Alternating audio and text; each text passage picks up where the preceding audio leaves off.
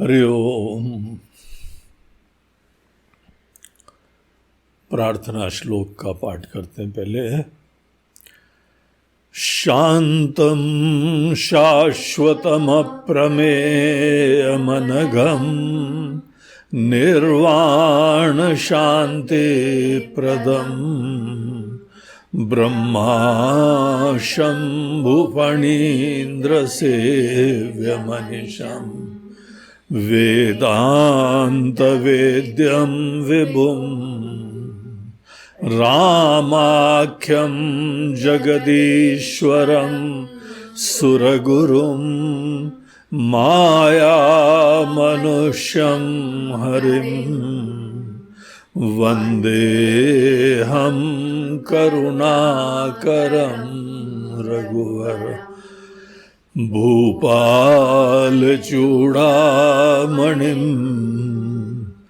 नान्यास्पृहा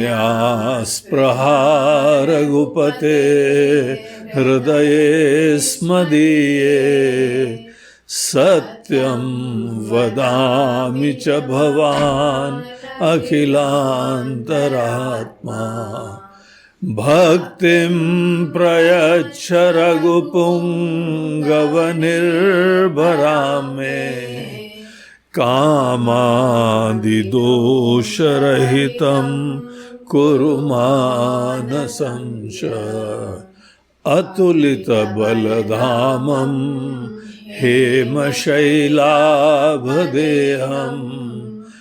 दनुजवनकृशानुं ज्ञानिनामग्रगण्यं सकलगुणनिधानं वानराणामधीशं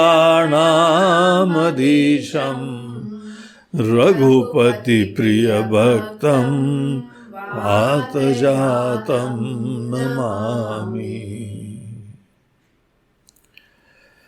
श्री राम जय जय राम, श्री राम जय राम,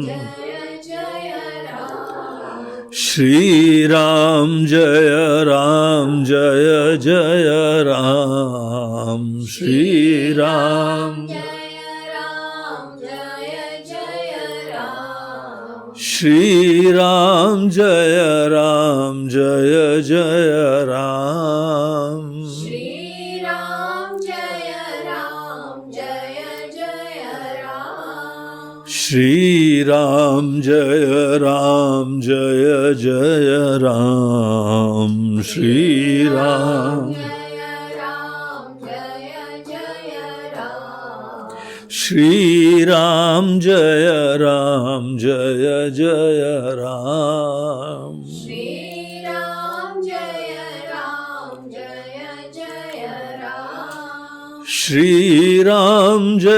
राम जय जय राम,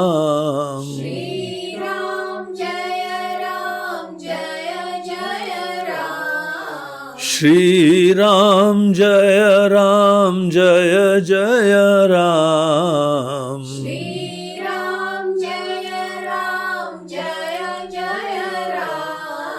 श्री राम जय जय राम, श्री राम जय जय राम, श्री राम जय जय राम, जय जय राम, जय जय बोलो सियावर रामचंद्र की जय, पवन सुत हनुमान की जय, बोलो भाई सब संतन की जय। नमः पार्वती पते हर हर महादेव।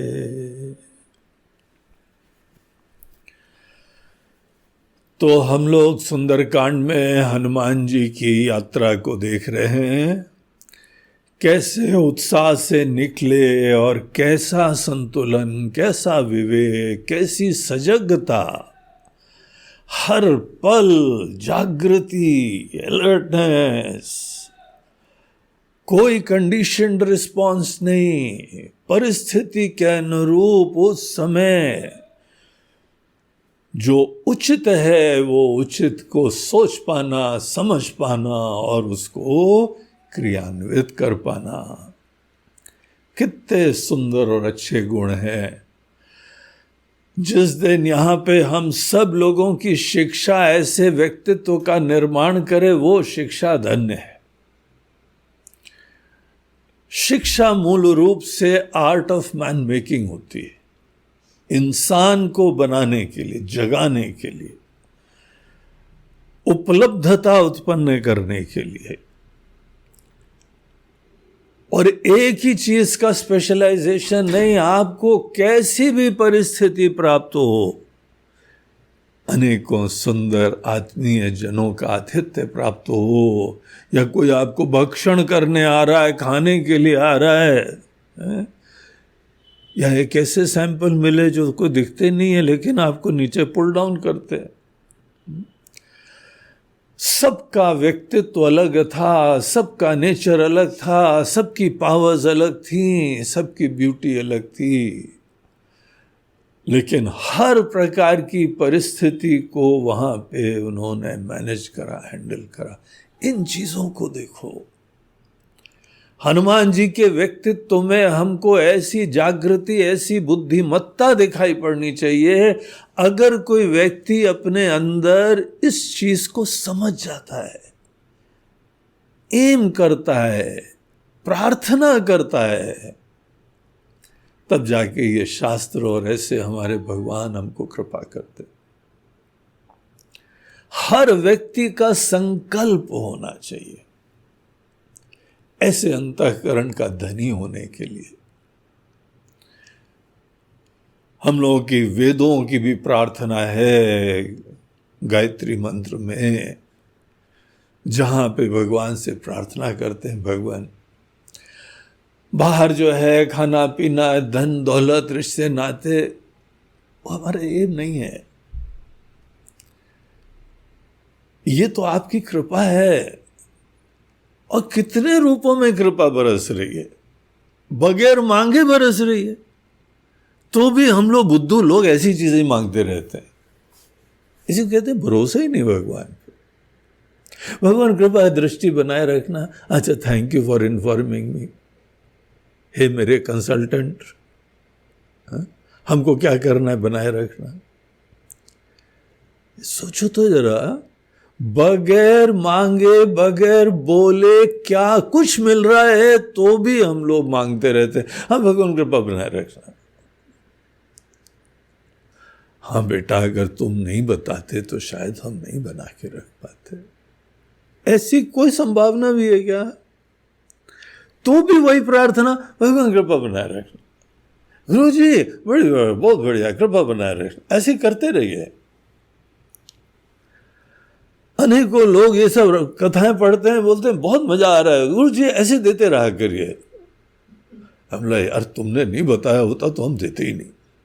कितने तुम हमारे लाइफ में बड़ा कंट्रीब्यूशन प्ले कर रहे हो, थैंक यू सो मच। हमको इस समय ज्यादा खुशी ये नहीं होती तुम क्या बोलते हो क्या नहीं बोलते हो। तुमको अच्छा लग रहा है, तुमको प्रेरणा मिल रही है, तुमको भगवान की भक्ति प्राप्त हो रही है, तुम्हारी बुद्धि खुल रही है, अकल खुल रही है, हमको बहुत अच्छा लगता है देख के। लेकिन वो जब हम, तुमको भी अच्छा लग रहा है, हमको भी अच्छा लग रहा है, लेकिन तुम्हारे अच्छे लगने की अभिव्यक्ति जिस प्रार्थना के रूप में होती है, वो पोल खोल देती तुम्हारी। भगवान कृपा बनाए रखिएगा। यार तुमको शर्म नहीं आती क्या? भगवान के ऊपर ऐसी लांछनाएं लगाते हो। लांछना हमने कहाँ लगाए, हम तो बोल रहे हैं कृपा बनाए रखना। लांछना नहीं है ये क्या?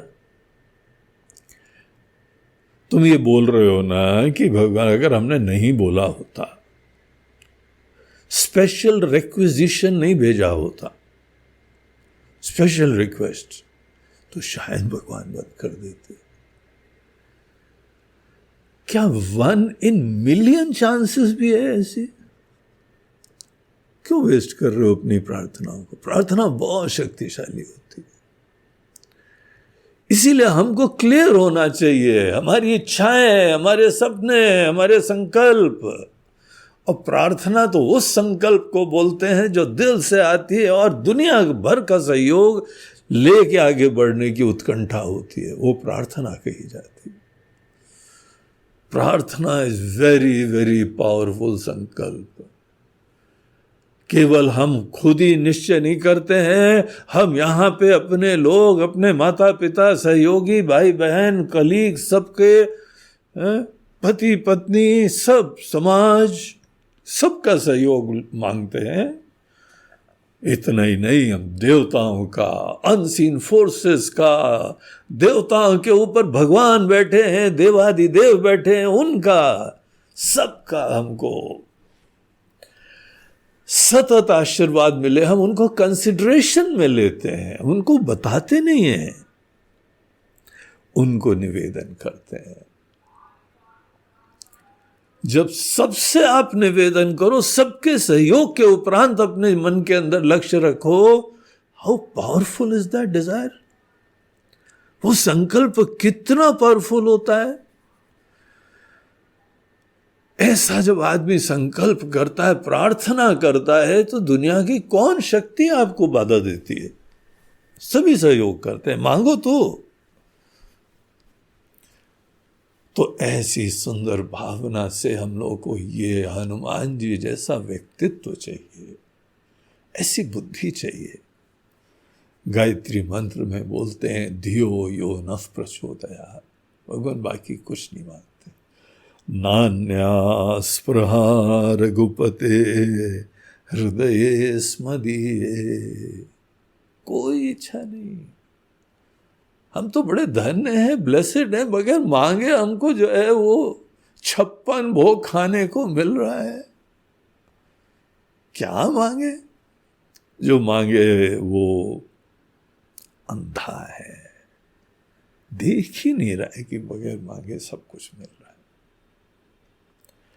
अगर मांगना चाहिए तो ऐसी बुद्धि, ऐसी जागृति, ऐसी उपलब्धता, ऐसी निडरता चाहो तो मिल जाएगी। अगर यही चाहो, सवेरे उठो तो ऐसे मन के लिए हम पुरुषार्थ करें, ऐसी बुद्धि के लिए पुरुषार्थ करें। अगर हम चाहेंगे तो हमको मिल जाएगी। आप दिल से जानते हैं, जो चाहा मिला आपको। एम करा वही तो वो मिल जाएगा। अब बाकी एम ही नहीं करा तो कैसे मिलेगा? तो इसीलिए हनुमान जी के व्यक्तित्व से हमको बहुत अच्छी शिक्षा मिलती। और कोई रास्ता बगैर बाधा के नहीं होता है। बाधाओं से डरा मत करो, बाधाओं को अपने आप पाप मत समझा करो। बाधाएं हमारी बुद्धि को जगाने का माध्यम होती है। प्रॉब्लम है वो तुम निपटा लो यार, हमको जब प्रॉब्लम होगा ज्यादा अच्छा नहीं लगता है, वो टेंशन हो जाता है। कुछ गड़बड़ है तो हनुमान जी की उपासना नहीं कर रहे हो, बुद्धिमान लोगों से तुम प्रेरणा नहीं ले रहे हो, तुम सत्संग नहीं करते हो, इसीलिए फोकट की चीजें मांगते हो। हम कोई नहीं मांगते भगवान हमको जीवन में प्रॉब्लम ना हो, बीमारी ना हो, अभाव ना हो, कंगाली ना हो, लड़ाई ना हो, ये नहीं मांगते सब। भगवान जो आप चाहें, जो उचित समझते हैं वही हो रहा है, सबके लिए अनुकूल हो रहा है। लोग यही चाहते हैं, यही डिजर्व करते हैं, यही उनके लिए आवश्यक है। That is your discretion. हम भगवान पे भरोसा करते हैं, दुनिया बनाने वाले के ऊपर भरोसा करते हैं, और भगवान हमको जो भी परिस्थितियां देते हैं, परिस्थितियां कर्म फल होते हैं। That is the department of भगवान। क्यों हम इंटरफेयर करें? क्यों सोचें कि नहीं उसके अंदर चेंज कर दो? भगवान परिस्थिति चेंज कर दो, बड़ा मजा आ जाएगा। भगवान ने जो दिया है कुछ ना कुछ कारण होगा, आई डोंट नो, लेकिन दिया है तो भगवान ही ने, दे वो ही सकते हैं। इसीलिए हर सिचुएशन ग्रेस के साथ, पॉजिटिविटी के साथ, बैलेंस के साथ स्वीकार करो। और जब भी भगवान कोई भी देते हैं, अकल्पनीय परिस्थिति देते हैं, अनप्रेसिडेंटेड देते हैं, आज तक नहीं हुआ है वो देते हैं, उस समय हमको जगे रहना चाहिए, अलर्ट होना चाहिए। परिस्थिति आए, चुनौती आए, मुसीबत आए, बीमारी आए, हमको कल्पना ही नहीं है क्या आ सकती है। इसीलिए रेडी रहो, जग के रेडी रहो। कोई बड़े आत्मीय लोग आएंगे मैनाक पर्वत की तरह, कोई सुरसा की तरह आएंगे, कोई सिमनिका की तरह आएंगे। उचित ट्रीटमेंट सबको दो और अपनी यात्रा में आगे बढ़ो। तो हनुमान जी ऐसे जो है देवताओं का भी आशीर्वाद और सर्टिफिकेट लेके, सुरसा ने सर्टिफिकेट दिया था, आशीर्वाद दिया था, तुम्हारी बुद्धि को मान गए भाई, हमको चकमा भी दे दिया तुमने, घुमा दिया और वचन भी पूरा कर लिया, हम आपका भोजन बनेंगे वो भी पूरा कर लिया, हमें मुंह में घुस भी गए, वो निकल भी आए। यार यू आर टू स्मार्ट। ऐसा ही बनने का बुद्धि हर व्यक्ति की ऐसी हो। शिक्षा केवल आजीविका की प्राप्ति के लिए नहीं होती है, ये यहां पे आजकल के समय दुर्दशा हो गई है। कितना कमाते हो? हाँ? ये नहीं है, कमाई भी होनी चाहिए। और देखो असली बुद्धिमान लोग जो है ना, टेंशन ही नहीं रखते हैं, काम ऐसा करते हैं कि पैसा उनके पीछे भागता है, वो भागते ही नहीं पैसे के पीछे। किसी भी दुनिया में बुद्धिमान को देख लो, जो रियली स्मार्ट लोग हैं, टेंशन फ्री होते हैं और पैसा पीछे भागता है। ऐसी स्थिति लाओ ना। हमारे कर्म बोलने चाहिए।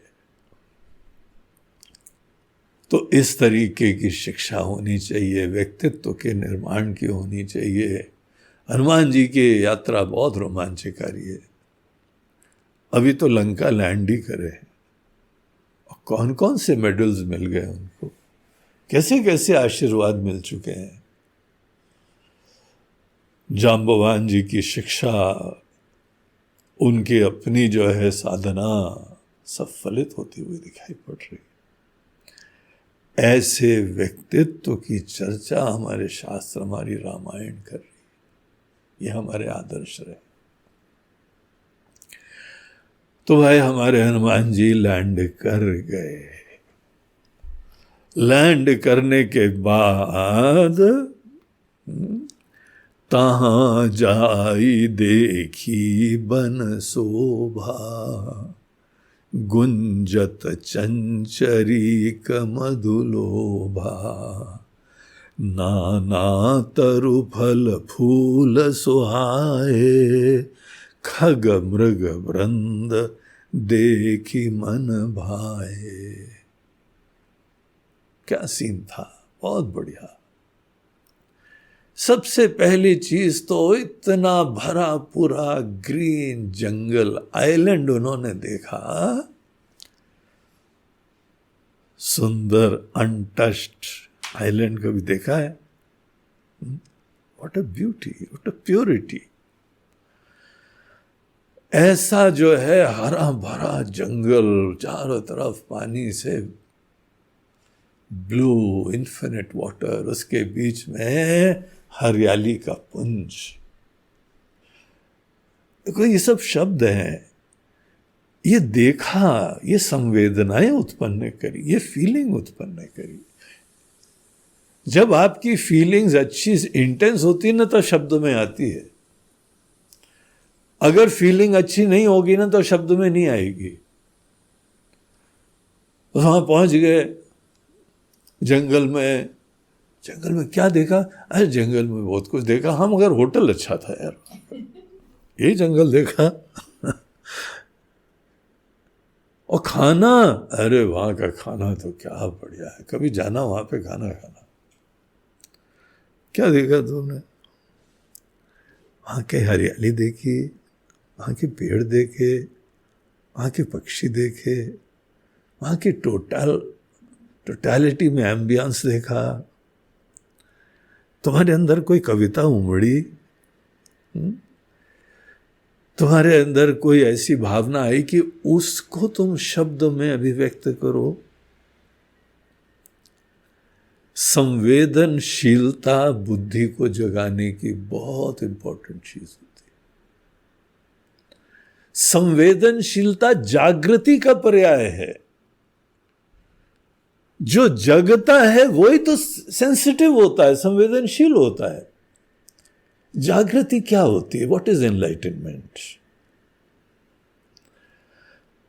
आप बहुत कॉन्शियस हैं सब चीज के, सब चीज के, जो दृष्ट है, जो अदृष्ट है, जो गहराई में तत्व है, जो दृष्टा है, दृष्टा का मन है, दृष्टा की भावना है, दृष्टा के विचार हैं और दृष्टा के अव्यक्त आयाम है। आप जब हर चीज में जग जाएं, जागृति ऐसी नहीं होती कि बाहर की चीजों की उपेक्षा हो जाती। जागृति में हर चीज में आप सेंसिटिव होते हैं, जग जाते हैं। एक चीज दूसरे की कॉस्ट पे नहीं है। जागृति अगर होती है तो बाहर अगर आप जगेंगे तो जगने की आदत पड़ जाती है, सेंसिटिविटी की आदत पड़ जाती है, संस्कार होता है। जो बाहर बहुत स्वच्छ रहता है, साफ सुथरा रहता है, उसका मन गंदा हो सकता है क्या? अंदर भी गंदगी नहीं हो सकती। हमारा मन ही ऐसा बन जाता है। मन अगर बाहर में उपलब्ध है, and what a beautiful creation. इसीलिए बाहर की दुनिया में संवेदना आपके अंदर की जागृति का सूचक होता है। कई बार खुद भी परिवार के लोगों को, बाल बच्चों को लेके प्रकृति के मध्य में जाओ, देखो,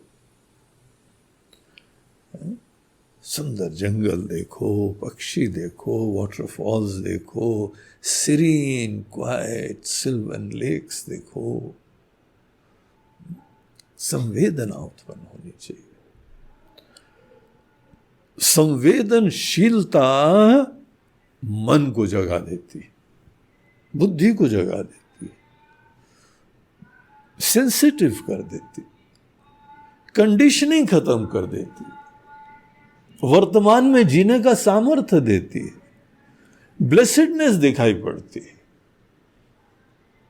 और भगवान ने जो दिया है वो देख पाते हैं। देखो, किसी को भोजन पे बुलाओगे, तुमने बहुत प्यार से बनाया भोजन,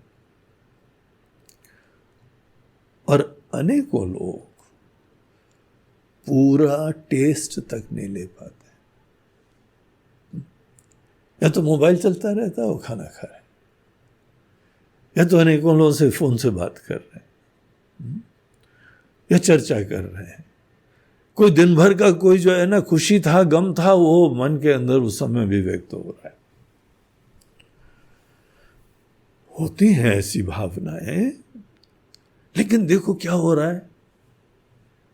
एक अत्यंत सुंदर महत्वपूर्ण यज्ञ रूपा तुम काम कर रहे हो और तुम्हारी संवेदना ही नहीं है।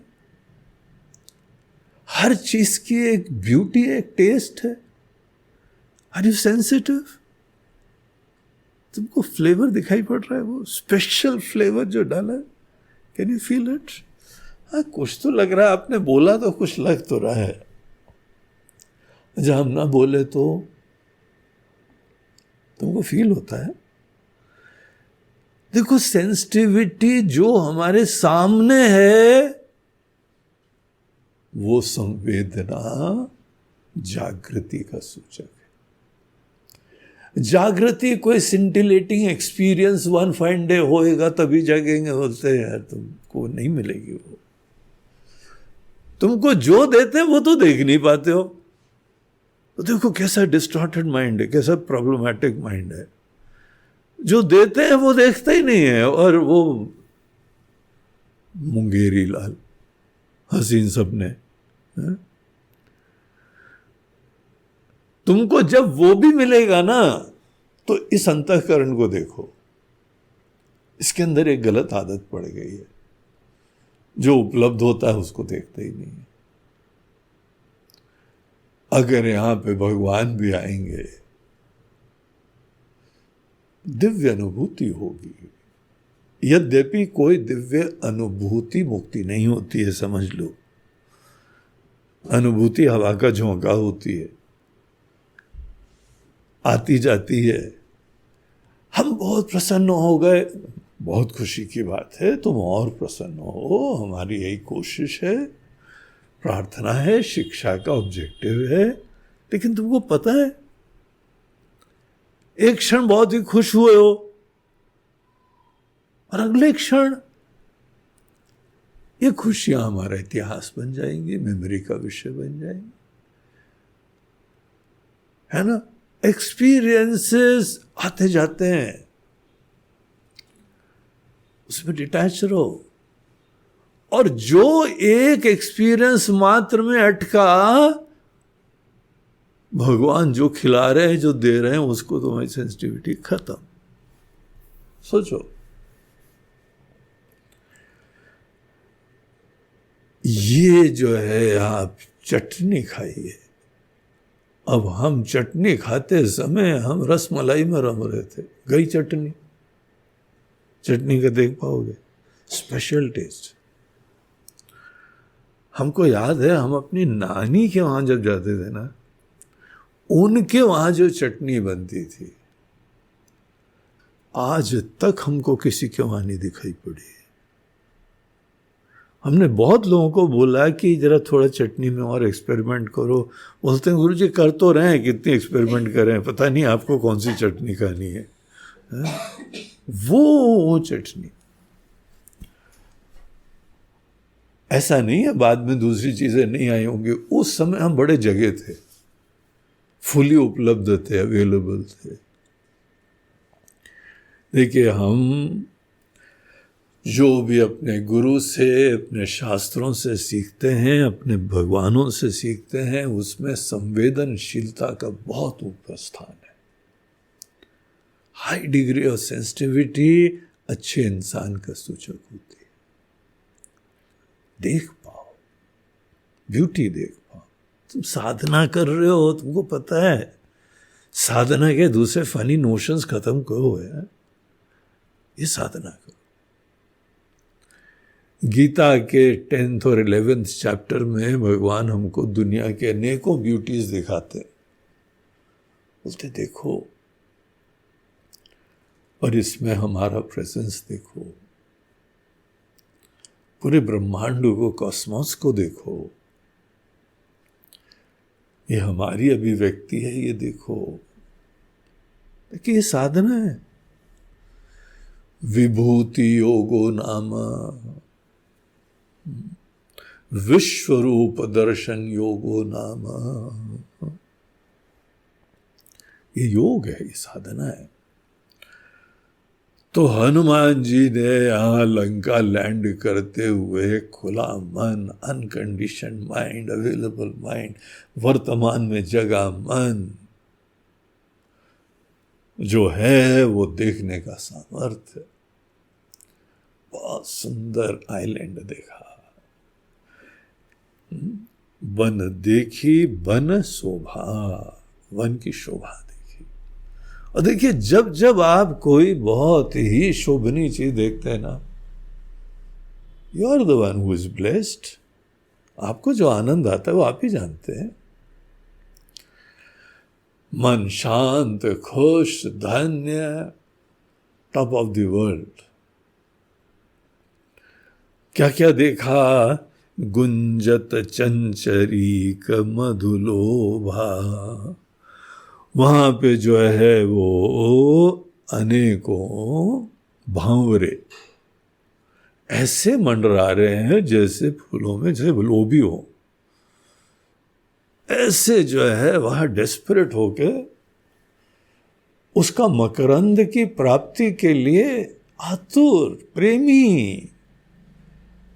फूलों में भंवरे भी देखे हनुमान जी ने। केवल ये नहीं है पेड़ बड़े बड़े थे, ग्रीन था और ये था, फोकस करके देखा तो वहां पे इतने बढ़िया बढ़िया फूल लगे और फूलों में भंवरे घूम रहे हैं, और ऐसे आतुर होके भंवरे घूम रहे हैं कि उनके दिमाग में ये आया, देखो ऐसा लग रहा है मधु लोभा, मधु का लोभ। इतने डेस्परेट है। हमने ऐसा डेस्परेट जो है ना अपने गांव के अंदर वो बनिए को देखा था, दुकान वाले को लगा रहता सवेरे, पान वाला। ओ गॉड, क्या तपस्या करता है, कभी थकता नहीं है। इन भावरों को देख के ऐसे लग रहा है कि वैसे घूम रहे हैं, छोटी छोटी चीज मिस नहीं कर रहे हैं।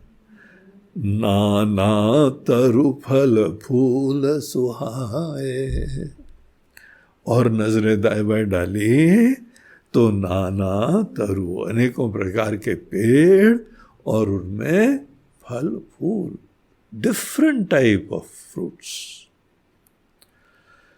और ये आइलैंड्स में जो है ना अनटच्ड आइलैंड्स होते हैं, खासकर लंका में तो बड़े स्पेशल पेड़ लाता था वो, बहुत प्यार से बनाया था और बड़े प्यार से चलाता था। तो ऐसे अमेजिंग फल फूल, फल जो है फलित हो गया है फूल, उसकी पूर्व की स्थिति पुष्प के रूप में, फूल के रूप में। अब फूलों में एक बड़ा विशिष्ट अट्रैक्शन होता है, तभी तो फल बनते हैं। फूलों की सुंदरता ना हो तो फल कहां बने। इसीलिए वो भी देखो तो क्या भगवान ने बनाए हैं, अद्भुत। तुमको कोई नाम वाम लेने की जरूरत नहीं, हर समय माला फेरने की जरूरत नहीं। तुम खुले मन से दुनिया देखो, भगवान के अलावा तुमको कोई याद ही नहीं आएगा। और देख नहीं पाओ तो सतत मैकेनिकली बोलते रहो, तो ना तुम्हारा ध्यान जप में लग रहा है, ना भगवान में लग रहा है, डर से प्रेरित हो रहे हो। बहुत सारे लोग डर से भगवान का भजन करते हैं, आकांक्षाओं से प्रेरित होके करते। मगर ये संवेदनशीलता, सेंसिटिविटी, उपलब्धता, वर्तमान में जागृति भगवान की सृष्टि दिखाती। देखो इंसान ने भी बहुत अच्छी अच्छी चीजें बनाई है, लेकिन जो भगवान ने बनाया है उसको देखना तो आना चाहिए ना। हम लोग ग्रांटेड ले लेते हैं, इसीलिए संवेदना ही नहीं हो पाती। तो पहली चीज यहां पे हनुमान जी लंका में गए, ये छोटी छोटी चीज देखी, खग मृग वृंद देखी मन भाए। वहां के पशु घूम रहे हैं, खग जो उड़ने वाले पक्षी है, तो बर्ड्स को देखिए उन्होंने। कहीं पर जो है वह जो कोस्टल इलाके की बर्ड्स बड़ी यूनिक होती है, बड़ी स्पेशल होती है, जो मेनलैंड में दिखती नहीं है। और वहां पे जाओ तो फिर आंखें फटी की फटी रह जाती हैं, बस वाव निकलता है, रंग बिरंगे। और इतने रंग बिरंगे होते, ऐसा लगता है भगवान ने एक एक को बहुत फुर्सत से बनाया है। किसी के जो है वो ऊपर मुकुट बना दिया, किसी के जो है वो ऐसे, और कोई भी दूसरे जैसा नहीं है। सबकी इंडिविजुअलिटी है, सबकी यूनिकनेस है, और कोई इंसान नहीं बना सकता है। देखो भगवान की भक्ति का, स्मरण का बहुत बड़ा माध्यम है। खग, तो ख मतलब होता है आकाश, ग मतलब गच्छति, जो आकाश में घूमते हैं उनको खग बोलते हैं। मृग, तो जानवर, पशु, वृंद, उनके समूह दिख रहे हैं। इतनी वैरायटी वहां पे सब जंगल में। देखी मन भाए, मन बहुत खुश हो गया देख के, मन शांत हो गया, धन्य हो गया। शैल विशाल देखी एक आगे, और आगे उन्होंने एक थोड़ा पहाड़ देखा ऊंचा सा, तो वहां पे तापर धाई चढ़े वो भय त्यागे। भय भय हनुमान जी के अंदर आते ही नहीं है, वो सब किनारे किनारे है उनकी सोच के वजह से, उनकी शिक्षा, उनका व्यक्तित्व। हमारी शिक्षा, हमारे व्यक्तित्व की सुंदरता यह है कि आपके मन के अंदर भय आदि कोई ना हो। गीता के अंदर जब भगवान कृष्ण अनेकों दैवी गुणों की चर्चा करते हैं ना, बोलते हैं हम तुमको 16 चैप्टर की बात है गीता के, जिसका नाम ही दैवासुर संपद विभाग योग है। पहली क्वालिटी, ऐसी वर्च्यू, वो ये नहीं है कि हमको कोई डर लगता है। सभी लोगों के अंदर कोई ना कोई डर। तो डर जो है हमारे अज्ञान का, हमारे अंदर कोई विकार का, नासमझी का सूचक होता है। अभयम सत्व संशुद्धि ही ज्ञान योग व्यवस्थिति ही, 16 चैप्टर का प्रारंभ होता है वहां से। अभयम, अभयम सत्व संशुद्धि ही। तो यहां पर भी डर आए तो अटैचमेंट है, कुछ ना कुछ पकड़ना चाहते हो। और अटैचमेंट वहां होता है जहां पे हम किसी चीज के वजह से ही खुश होंगे, ऐसा नोशन होता है।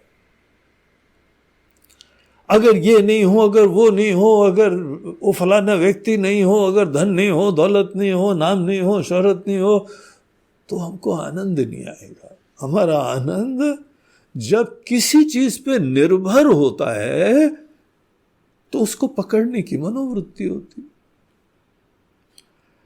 यही अटैचमेंट का जनक होता है। और जहां आपने अपने अंदर किसी पे पराधीनता रखी, चारों तरफ दुनिया में जाओ देखो, जब यही डिफरेंस होता है कि किसकी पराधीनता यहां है, किसी की वहां है, किसी की यहां है, किसी की यहां है। पराधीनता सदैव सबके अंदर बनी हुई है और इसीलिए डरते हैं। डर केवल हमारी पराधीनता का परिणाम होता है। मन कंपित हो जाता है कि ये व्यक्ति अगर हमारे जीवन में ना हो तो क्या होगा। I will be very lonely, हम बड़े अकेले हो जाएंगे।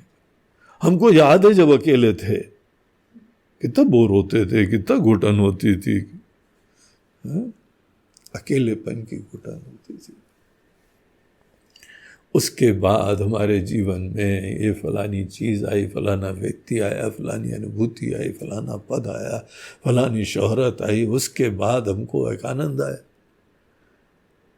तो महाराज जी आप ही बताइए, उसको पकड़े नहीं क्या? उसने तुम्हारी इच्छा है, हम क्यों बताएं? जिसको पकड़ना है पकड़ो, हमारे बोलने से पकड़ते हो क्या? लेकिन खुद सोचो, हम जब किसी चीज के ऊपर पराधीन होके जीते हैं, उसके वजह से ही कंप्लीट होते हैं। हमारी पूर्णता सापेक्ष होती है, डिपेंडेंट होती है, तभी पूर्णता होती है। जस्ट इमेजिन, थिंक, पराधीन सपने हो सुख नाही। तुम्हारे सपने भी तुम्हारे प्रॉब्लम वाले आते होंगे, वो तो आते, कभी कभी आते हैं। एक व्यक्ति की एक बार ट्रेन छूट गई, अब जीवन भर उसको सपने आते हैं, और गुरु जी आज ट्रेन छूट गई फिर से। इतना डीप रूटेड इंप्रेशन पड़ गया था उसका कि डर लगता है। अब वो जीवन में प्रतीक बन गया कि जो हमने प्राप्त करा मेहनत से वो खो जाएगा, वो छूट जाएगा। I will miss at the last moment. हमको पता है हमारी कुछ किस्मत ही खराब है। ये जो तुमको पता है ना किस्मत खराब है, ये जो नोशन है ना कि किस्मत खराब है, उसके वजह से डेली रात को सपने में तुमको ट्रेन मिस होगी, आगे तक होती रहेगी। तुम बुढ़ा जाओगे तो भी ट्रेन मिस होगी। पूजा उठने के बाद, हाँ क्या हुआ, मिस हो गई ना, हाँ फिर मिस हो गई। हमारे मन के अंदर वो फियर्स आ जाते हैं। अगर सही में फियरलेस होके जीना चाहते हो तो अभिमानी नहीं होते। अभिमानी भी डरता है, पता है। अभिमानी आदमी अपने किसी न किसी विशिष्टता के ऊपर बड़ा आसक्त होता है। तभी तो अभिमान में क्या है, हमारी विशिष्टता, होलियर देन दौ, तुम जैसे हो उससे ज्यादा हम महान हैं। अगर हमारे अंदर बाकियों से कोई विशिष्टता अलग ना हो तो खा का अभिमान करेंगे। किस चीज का अभिमान करेंगे? हमारी गाड़ी तुम्हारी गाड़ी से बड़ी, तो ही तो अभिमान करोगे ना गाड़ी का। तुम्हारी गाड़ी छोटी है तो क्या अभिमान करोगे? और गाड़ी से लेना देना ही नहीं है तो क्या अभिमान करोगे? अभिमानी आदमी निडर नहीं होता है, दिखाता जरूर निडरता है, लेकिन डरपोक होता है। तो इस तरीके से भय अज्ञान का सूचक है, पराधीनता का सूचक है, बहिर्मुखता का सूचक है। और हम जब बाहर से ही आनंद प्राप्त करें तो हमारे अंदर तो आनंद है नहीं। बगैर उस चीज के जो आनंद देती है, उसके अभाव में हम जो अपने आप में हैं, वो आनंद कुछ नहीं है। तो बड़े कंफ्यूजन्स है। भय जो है ना, दुनिया भर के कंफ्यूजन दिखाता है। यहां पे कोई भय नहीं। तो जिस समय ऐसी बात जो है, वो शिव जी कथा सुना रहे हैं भाई देवे, ये जो रामायण की भूमिका है ना, शिव जी उमा जी को कथा सुना रहे हैं बैठ के। तो उमा जी ने बोला, अच्छा लंका पहुंच गए, तीनों लोग उससे दुखी थे, ऐसी लंका में पहुंच गए और ऊपर टीले पे खड़े हुए जाके देख रहे नजारे। उमा जी के चेहरे पे आश्चर्य आया, बोला कोई डर नहीं। तो यहां शिव जी बोलते हैं, उमा न कछु कभी गए अधिकाई। यहां पे इस इंडिविजुअलिटी की विशिष्टता नहीं हम समझते।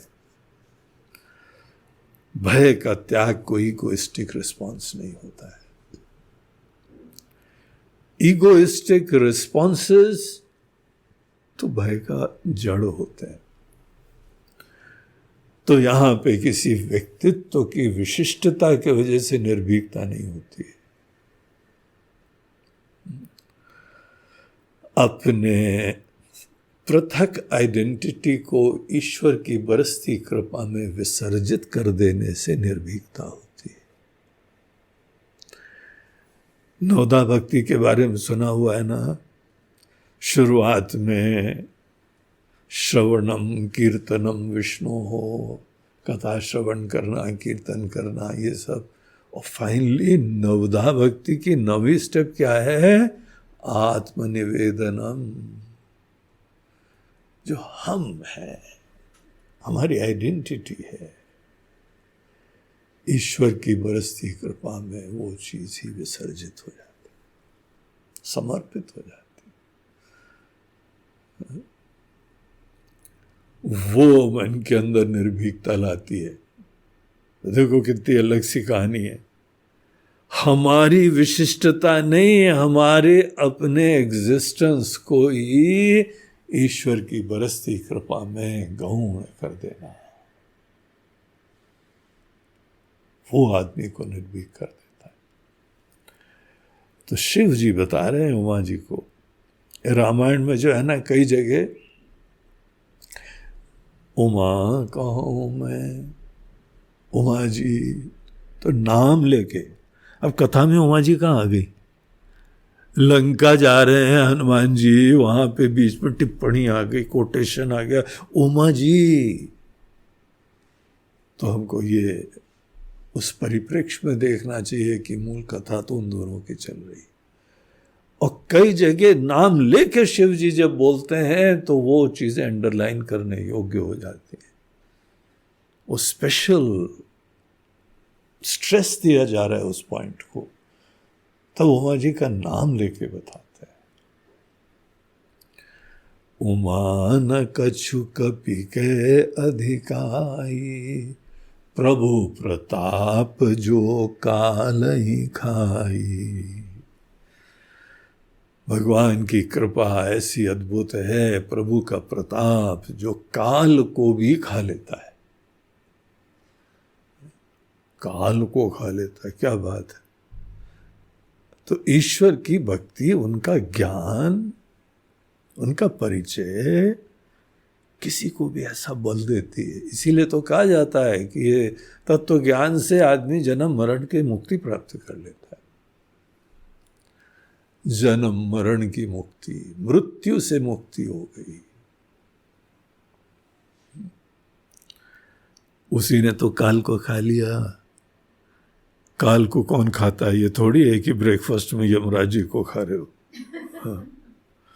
यमराज जी हमारा कुछ कभी बिगाड़ते ही नहीं है, बिगाड़ सकते ही नहीं है। ये निश्चय ही जैसे हमने काल को खा लिया। भगवान की कृपा हमको जो है वो कालातीत कर देती है। अरे हनुमान जी खड़े भाई, ऐसे क्या आप आश्चर्य कर रहे हो? अरे डरता नहीं है क्या ये वानर? लंका में ऐसा सीना ताने वो क्या बोलते हैं, टीले पे खड़ा हुआ है। अरे विजिबल हो जाएगा, पकड़ लिया जाएगा, राक्षस लोग देख रहे होंगे। न डर न कुछ, बल्कि वो सीनरी का मजा ले भावरे तक दिखाई पड़ रहे हैं। और मन में लिस्ट भी बन गई है, ये फल नया है, ये वाला जो है फल बड़ा यूनिक है। और जब यूनिक है, ये थोड़ी है खाऊंगा कुछ नहीं, उनको भूख है ही नहीं। उनकी भूख तो अशोक वाटिका में काम करने के बाद निकलती है। बॉडी कॉन्शियसनेस खत्म हो जाती है। काम के जुनून के चक्कर में न भूख न पेट न जरूरतें कुछ नहीं होती। तो इस तरीके से हनुमान जी ने गिरि पर चढ़ी लंका ते ही देखी, उस पहाड़ पे चढ़ के उन्होंने लंका नीचे देखी, वैली में पूरी लंका दिखाई पड़ रही। और यहाँ पे जो है वो गोस्वामी जी बता रहे हैं, शिव जी बता रहे हैं, क्या देखा उन्होंने? कहीं न जाई अति दुर्गभिषेकी। No words. देखो तो जानो। आज भी तुमको देखना है तो जाओ जंगल में, लंका चले जाओ। बहुत जगह घूमने जाते हो, इस बार लंका का ट्रिप बना लो, वहां जाके देखो तो कि हनुमान जी ने क्या देखा होगा। कल्पना मत करना जब तक देखो नहीं। तो इस तरीके से कोई शब्द नहीं कहा जा सकता है, स्तब्ध हो जाता है, आश्चर्यचकित हो जाता है। देखिए हमको याद है एक बार हमारे गुरुदेव आश्चर्य शब्द के ऊपर कुछ चर्चा कर रहे थे। बोलते तुमको पता है, खासकर एक श्लोक चल रहा था, आश्चर्यवत पश्यति कश्चिदेनम, आश्चर्य से देखते हैं ये तत्व का ज्ञान, आत्मा परमात्मा, आश्चर्यवत। तो आश्चर्य शब्द पे बोल रहे थे। बोलते देखो जरा एक चीज को ध्यान दो, तुम जब भी किसी चीज को देखते हो ना, तुम्हारे पास कोई डिस्क्रिप्शन होता है, कोई मेमोरी होती है, कोई रिस्पॉन्स होता है, कोई समझ होती है, हाँ ये तो ऐसा है, ठीक है, ये फलाना, ये लाइट जल रही, हाँ वो लाइट जल रही है, वो देखो इलेक्ट्रिसिटी जाती है, उसके अंदर फिलामेंट होता है और एलईडी होती है, और इस तरह से वो उसको जो है वैसा कर देती है, ऐसे लाइट हो जाती है। कोई ना कोई समझ होती है हमारे अंदर। जब भी किसी चीज को देखते हैं या कोई मेमोरी होती है या ब्रांडिंग होती है। अपने मन को देखना, ये वर्किंग चलती है, लेकिन कई बार न पहले देखा है, न सुना है, न कल्पना है, न इमेजिनेशन है, कुछ भी हमारी बुद्धि से रिस्पॉन्स ही नहीं आ रहा है। जब किसी चीज को देखो और कोई हमारा मेमोरी, कोई हमारी समझ वो यहां पे अवेलेबल ही नहीं है, स्तब्ध हो गई। चलो बोलो बोलो, और कुछ नहीं बोलने को हमारे पहली बार देख रहे हैं। ऐसा विचित्र, अद्भुत, अकल्पनीय, बोलते हैं उस स्टेट ऑफ माइंड को आश्चर्य कहते हैं। आश्चर्य एक वो स्टेट ऑफ माइंड है जहां पे हमारी बुद्धि सतत जो वहां पे समझा देती है, ये तो ऐसा है, फलाना ये पार्टी, पॉलिटिकल, ये नेता, ये तो ऐसा है। हम बड़े परम ज्ञानी हैं, सब चीज के बारे में लेबल लगा देते हैं। ये सतत लेबलिंग हमारी इंडस्ट्री काम करती रहती है, और लेबल लगा उसके बाद हमारे सब ज्ञान हो गया, आगे बढ़ो, व्हाट नेक्स्ट, चलो दूसरा ला दो, उसमें लेबल। इसको बोलते हैं कंडीशनड रिस्पॉन्सेस।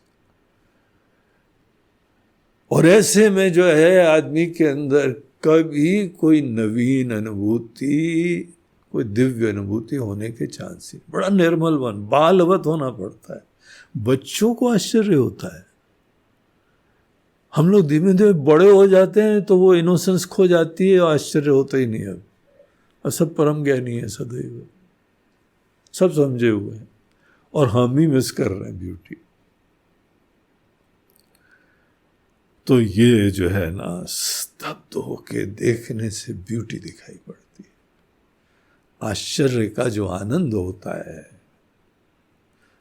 आप सिमुलेट करना चाहो तो नहीं कर पाते हो।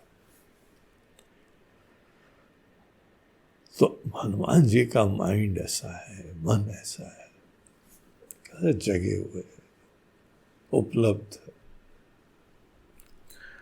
तो ऐसे जो है कहीं न जाए अति दुर्ग विशेषी। और वो इतना बड़ा जो पूरा सिटी किला जैसा है, दुर्ग जैसा है। पुराने जमाने में सुरक्षित शहर, नगर, किला के रूप से ही हो सकता था। अभी तो टेक्नोलॉजीज ऐसी आ गई हैं, वो एयर स्ट्राइक और मिसाइल्स, और फिर वो सब, किले का कंसेप्ट खत्म हो गया। अब तो जो मिसाइल को रोक सके वो किले में बैठा है। एंटी मिसाइल सिस्टम्स लगाओ तब जाके तुम किले में बैठे हो। तो वो तो उस समय का किला बहुत अच्छी तरह से दूर से पूरा नगर देख रहे हैं। अति उतंग जल निधि चहुपासा। तो वहां पे पूरा वैली में बड़ा ऊंचा किला है, थोड़ा ऊंचाई पे है, और चारों तरफ पानी दिख रहा है लंका में। क्या सीन है। अद्भुत। हम अंडमान निकोबार आइलैंड्स में गए थे, वहाँ पे हमारे प्रवचन थे। तो वहाँ जो आश्रम में हम रुके थे वो बिल्कुल ही बे के ऊपर था, समुद्र सामने था और हम लोग किनारे थे। उसकी ब्यूटी हम बोल नहीं सकते, अद्भुत, मन शांत समाधिस्थ हो जाता है। ये समाधि, ये ब्यूटी का एप्रिसिएशन, इसके लिए हमारे माइंड को ठीक होना पड़ता है, जगह को नहीं बदलना पड़ता है। तो ऐसे हनुमान जी को ये सब दुनिया दिखाई पड़ रही है। कनक कोट कर परम प्रकाशा। तो कनक बोलते सोने को, कनक कोट, उसकी 4 दीवारी जो है परकोटे, वो सोने से चमक रहे।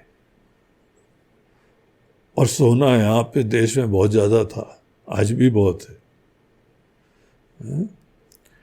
तो वो जो राजा लोग हैं उनके पास तो सब चीजें अच्छी तरह से आ जाती हैं, हमारे जन जन के पास होती है। तो ऐसे जो है सोने के परकोटे, और बड़ा प्रकाशित हो रहा है, जीवंत हो रहा है। तो वो उन्होंने देखा। उसके बाद एक छंद आते हैं। तो जब बहुत बढ़िया आनंद मिले ना, तो ये पोएटिक टेक्स्ट की सिस्टम ये होता है, तो वहाँ छंद चेंज कर दो तो स्पेशल अनुभूति के सूचक होते हैं। चलिए वो पढ़ लेते हैं हम लोग, फिर देखते हैं। कनक कोट विचित्र मणिकृत सुंदरायतना घना, चौहट हट सुबट बीतिम चारुपुर बहुविधि बना, गज बाजी खच्चर निकर पदच रथ बरूथन को गने, बहुरूप निशिचर जूथ अति बल सेन बरनत नहीं बने, बन बाग उपबन बाटिकास कूप कापी सोहि, नर नाग सुर गंधर्व कन्या रूप मुनि मन मोहि, कहूँ माल देह विशाल शैल सम अति बल गर जहीं, नाना अखारिन भिराही बहुविध एक एक न तर जहीं, करि जतन भट कोटिन बिकट तन नगर दिशि रक्षहीं, कहूँ महिष मानुष धेनु खर अज खल निसार भक्षहीं, एहि लागी तुलसीदास इनकी कथा कछु एक है कही, रघुबीर सर तीरथ शरीर त्यागी गति पै सही, पुर रखवारे देखी बहु कपि मन कीन विचार, अति लघु रूप धरऊं निसी नगर करऊं पैसा, सियावर रामचंद्र की जय, पवन सुत हनुमान की जय, बोलो भाई सब संतन की जय। तो देखिए पावर ऑफ ऑब्जर्वेशन, कैसी सेंसिटिविटी हनुमान जी ने नजर डाली और क्या क्या दिखाई पड़ गया उनको। और झोंके में चलते चले नहीं जा रहे, अनेकों लोग राम कथा बताते बोलते राम राम राम राम करते ही जा रहे थे। अरे लाला लूलू लाल, ऐसे हनुमान जी जा रहे होंगे तो क्या संवेदना रखेंगे। यही तुम्हारी समझ है? ये सोते हुए लोगों का लक्षण है। हनुमान जी पूरे जगे हुए हैं और राम जी उनके हृदय में उनकी अस्मिता की तरह से है। अपनी अस्मिता को कोई भूल ही नहीं सकता है, इसीलिए राम जी की विस्मृति का प्रश्न ही नहीं है। स्मरण तो है, लेकिन कोई किसी बाहर की चीज का पराधीनता की जरूरत ही नहीं। तो बहुत जगे हुए, अलर्टनेस खत्म हुई कि गड़बड़ हुआ, जागृति खत्म हुई तो आप पथभ्रष्ट हुए। सब साधना आपको जगाने के लिए होनी चाहिए, जग के जीने के लिए होनी चाहिए, संवेदनशीलता के लिए होनी चाहिए। इसके लिए अच्छा लिटरेचर भी पढ़ना चाहिए। अच्छे साहित्य से हमारी संवेदना अच्छी होती है, अच्छी पोइट्री, अच्छी किताब, बहुत अच्छी चीजें होती हैं। हमको संवेदनशीलता का एक संस्कार मिलता है।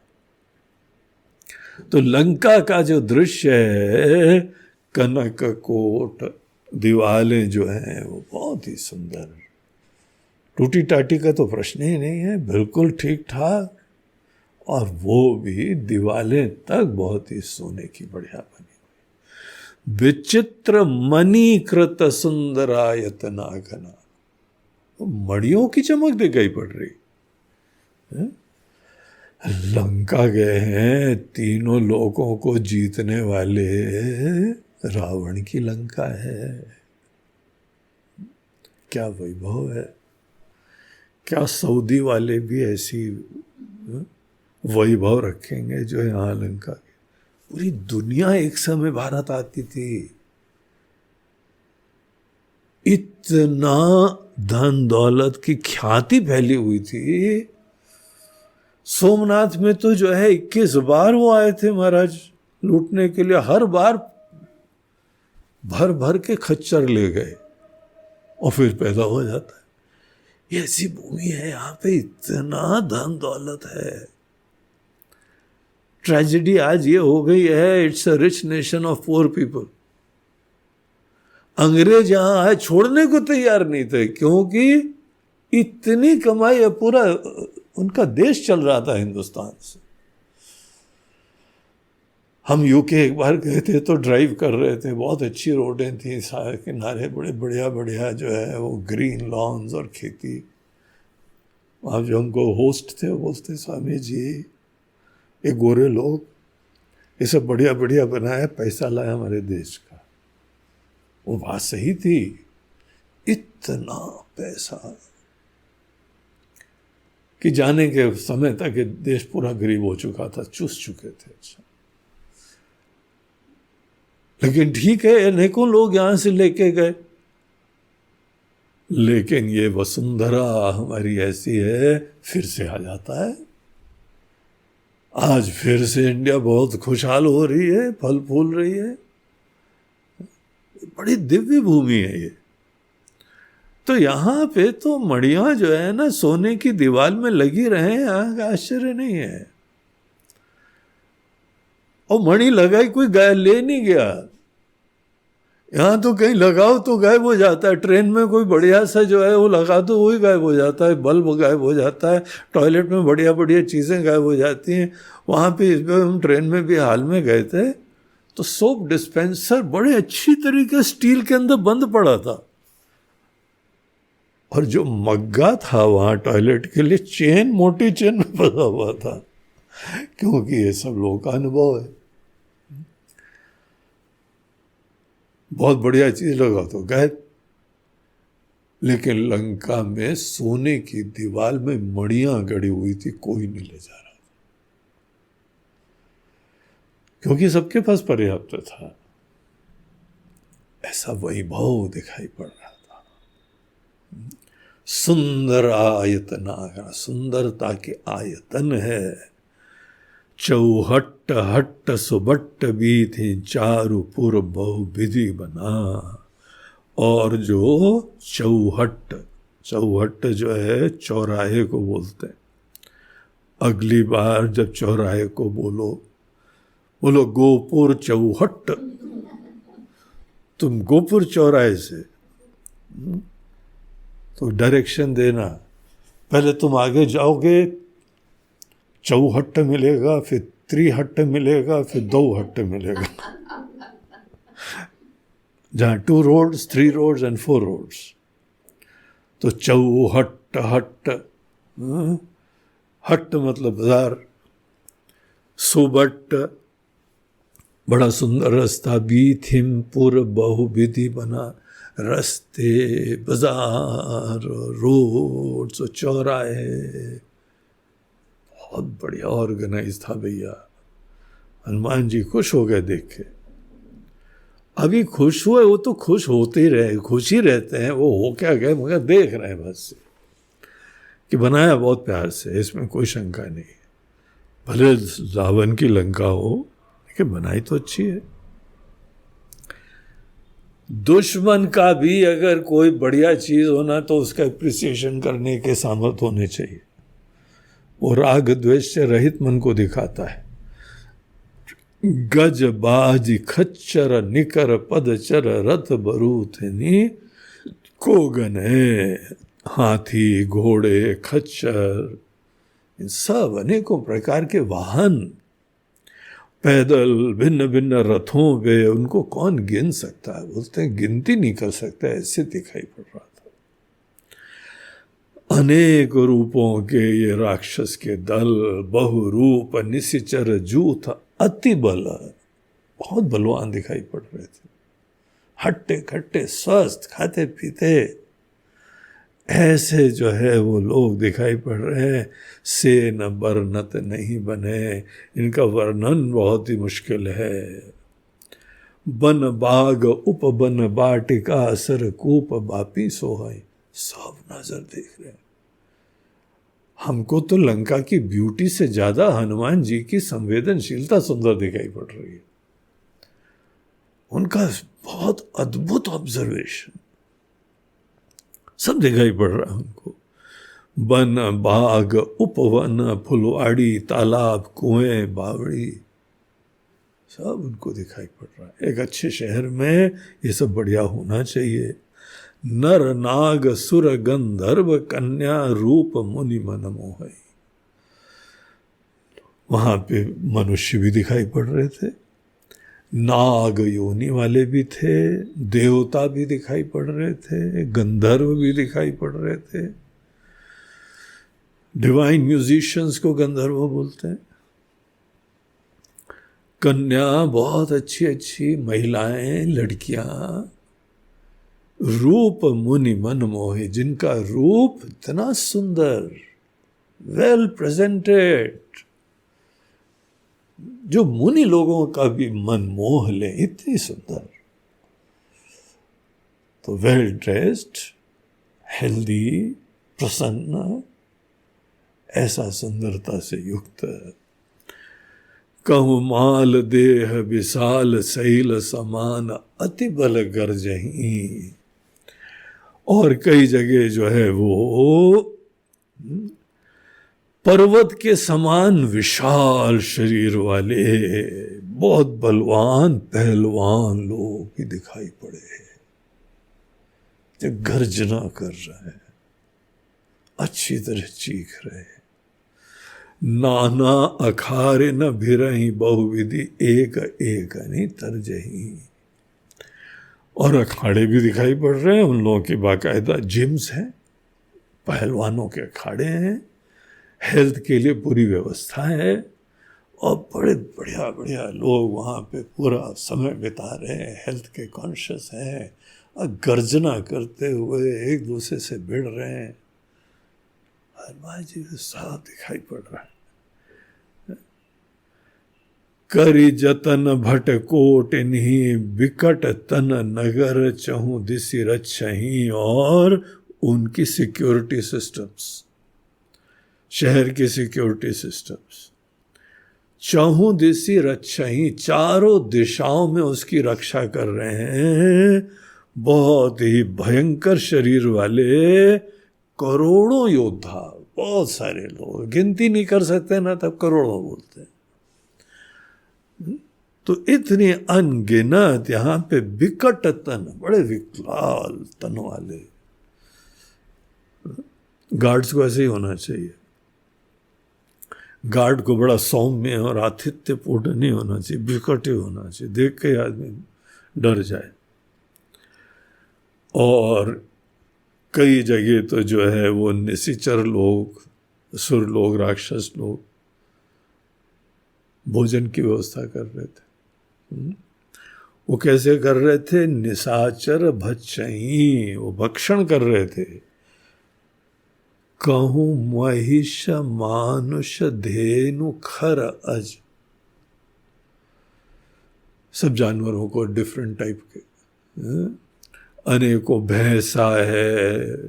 एक जगह मनुष्य को भी मारते हुए दिख रहा था खाने के लिए, कैनिबल्स थे।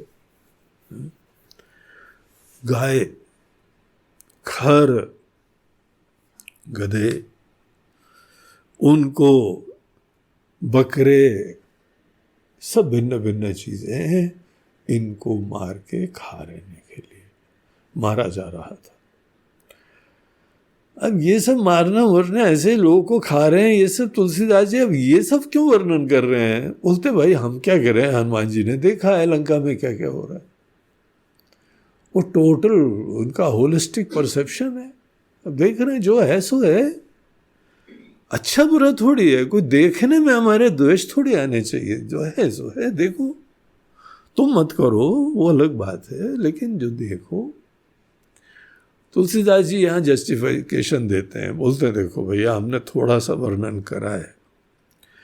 एही लागी तुलसीदास इनकी कथा कछु एक है कही, इन सब की कथाएं हमने थोड़े शब्दों में कही है। पता क्यों? रघुबीर सर तीरथ शरीरनि, त्यागी गति पे हहीं सही। ये जो भी दिखाई पड़ रहा है ना, ये हमने संक्षेप में बताया, क्योंकि राम जी के बाण रूपी तीर्थ में ये सब अपना शरीर त्यागने वाले हैं। तो ये सब थोड़े दिन में इतिहास बनने वाले हैं, और राम जी के बाण में जो है वो समाहित होने वाले। जिस चीज के बाण जिनका जो है वह मुक्ति प्रदान करेगा, वो देख तो लो ना, इन सबको देख लो, किन किन का बेड़ा पार होने वाला है। खा लो बेटा, खा लो, थोड़े दिन की बात है। आ रहे हैं राम जी और अपना धनुष बाण भी साथ में लेके आ रहे हैं। अभी तो एक वानर ने क्या क्या कर दिया था, हनुमान जी के जाने के बाद सबको याद आएगा। फिर राम जी जब आते हैं तो इसलिए हमने बताया। तुलसीदास जी बोलते हैं देखो, जहाँ तक हनुमान जी हैं वो निष्पक्ष हैं, वो निर्भीक है, निश्चिंत है, लेकिन जहाँ तुलसीदास जी हम तो पक्षपाती है भैया, हम तो राम जी की पार्टी वाले हैं। राम जी के बाण में ये सब लोग जो हैं खत्म होने वाले हैं, इसीलिए जरा इनका भी वर्णन इसलिए थोड़ा सा कर दिया है। अब कई लोग तो जीवन भर ही लगे रहते हैं यार उसी में, वो जाने। हमने थोड़ा सा वर्णन इनका कर दिया है, उसका तुमको कारण भी बता दिया है।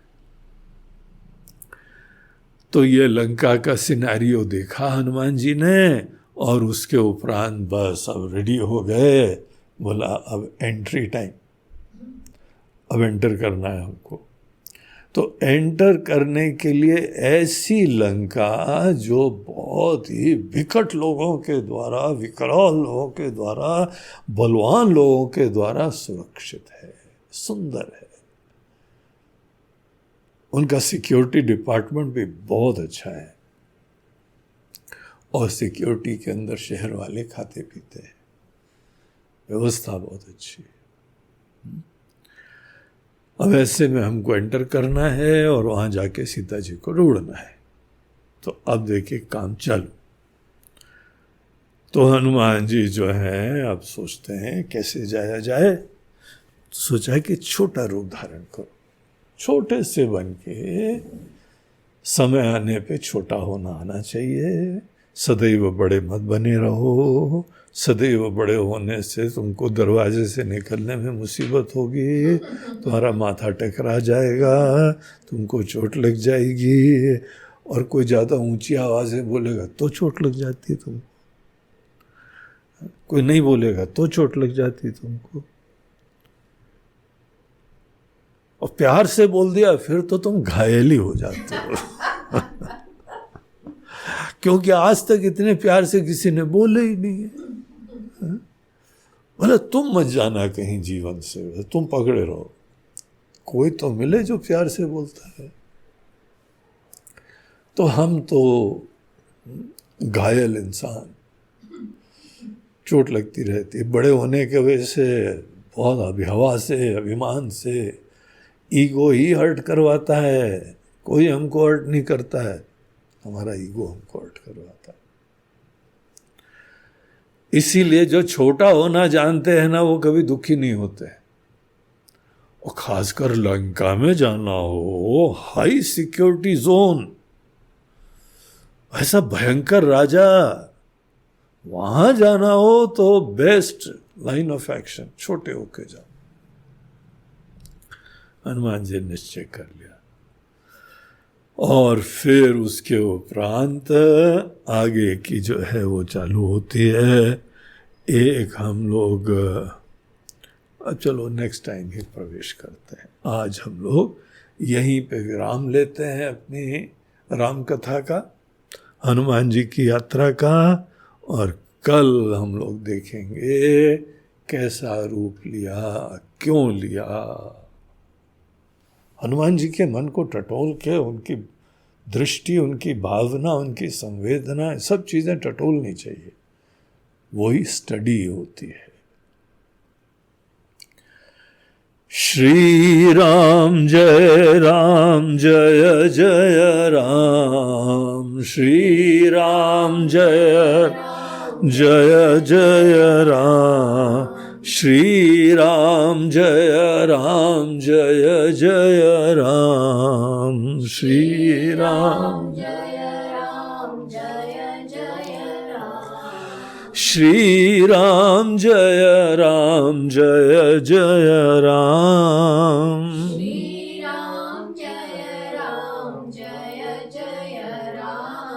श्री राम जय जय राम, श्री राम जय जय राम, श्री राम जय जय राम, श्री राम जय जय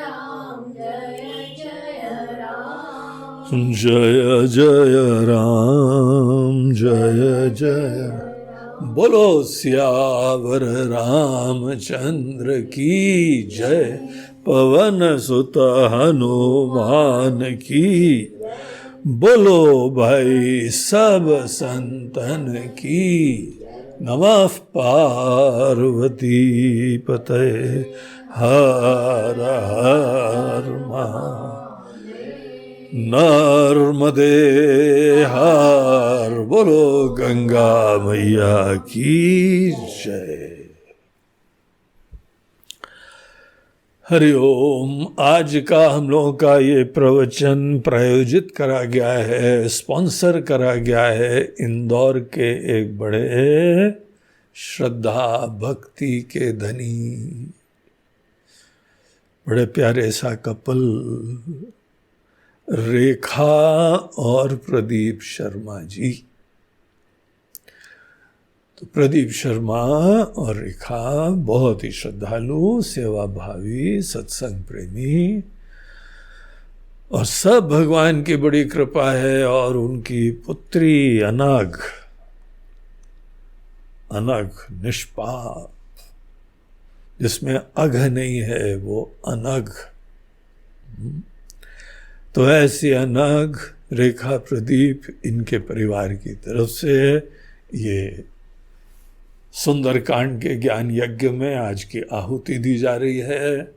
आप सब लोगों के लिए हम भगवान से प्रार्थना करते हैं, आपके सांसारिक व्यवहारिक आवश्यकताओं की पूर्ति हो, और अंततः ये सब कार्य भगवान की चिंतन स्मरण का निमित्त बना रहे।